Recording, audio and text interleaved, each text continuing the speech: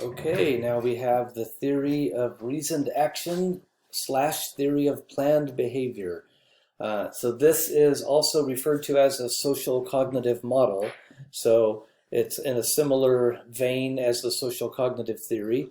And for the obvious reasons, it's using social considerations as well as cognitions.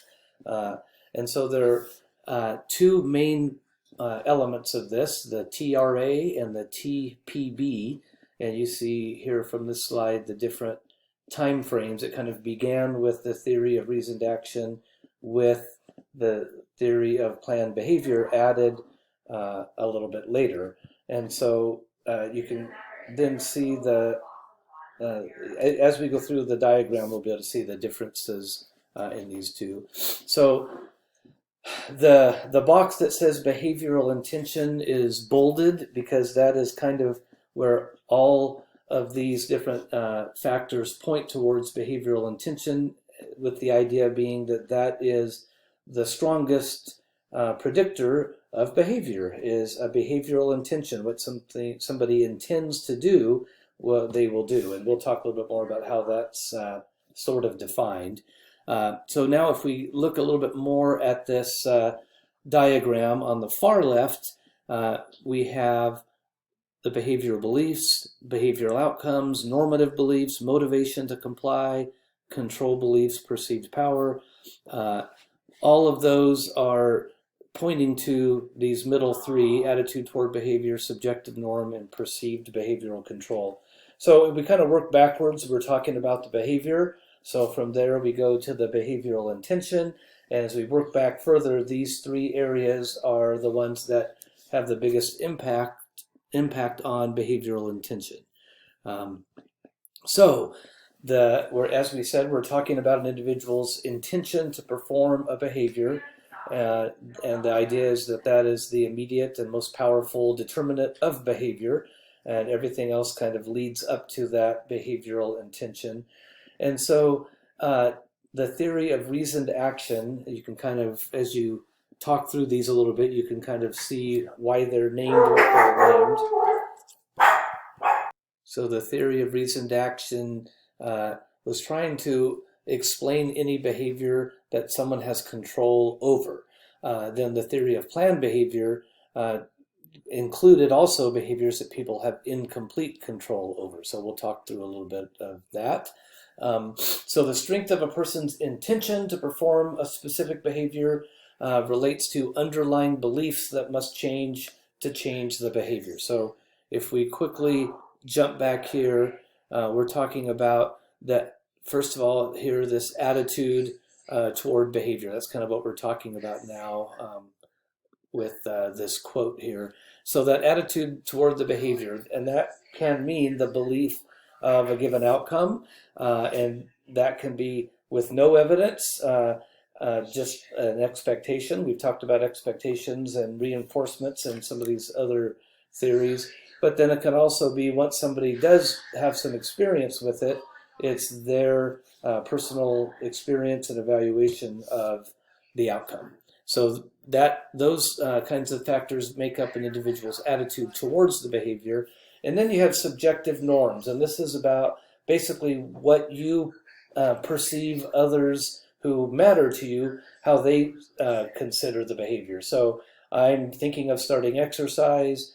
My spouse and family members, maybe a physician, friends, people in my world, I may think that they really value exercise, and they're hoping that I start exercising. And so that would be an example of a positive influence of my social environment helping me to exercise. It could also be, we could be talking about drug use. And so maybe the perception is people in my circle think it's really cool to do drugs, and everyone that I know does drugs. And so in that case, my surroundings, my subjective norm, are not really helping me to stop that behavior.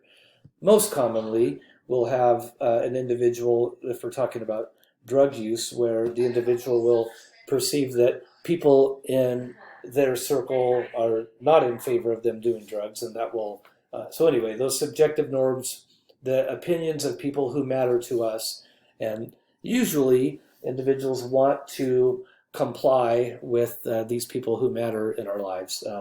So, and so this second bullet point just kind of summarizes that.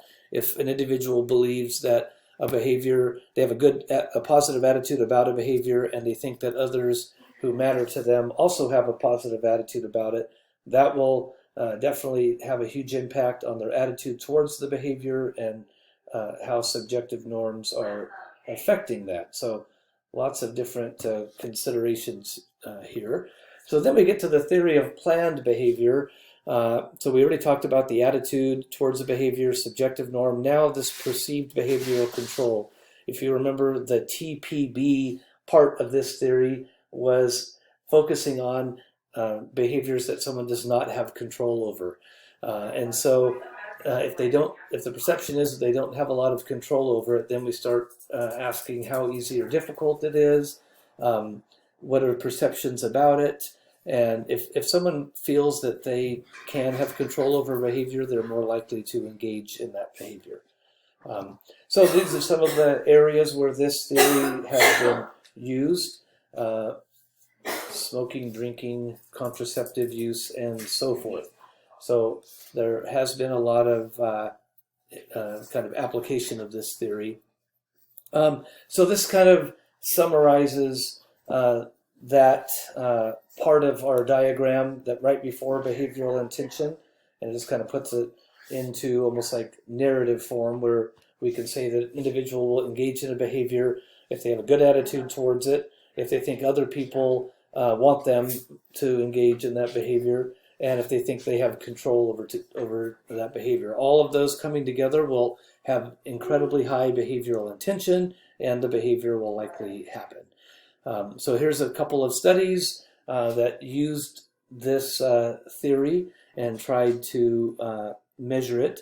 So once again, if you've been assigned this theory, you want to look these and other studies up and become familiar with kind of how, when you see the application of a given theory in a research study, it usually really helps to illustrate what's kind of what makes that theory work. So that will conclude theory of reasoned action and theory of planned behavior, and we'll move on to the next one.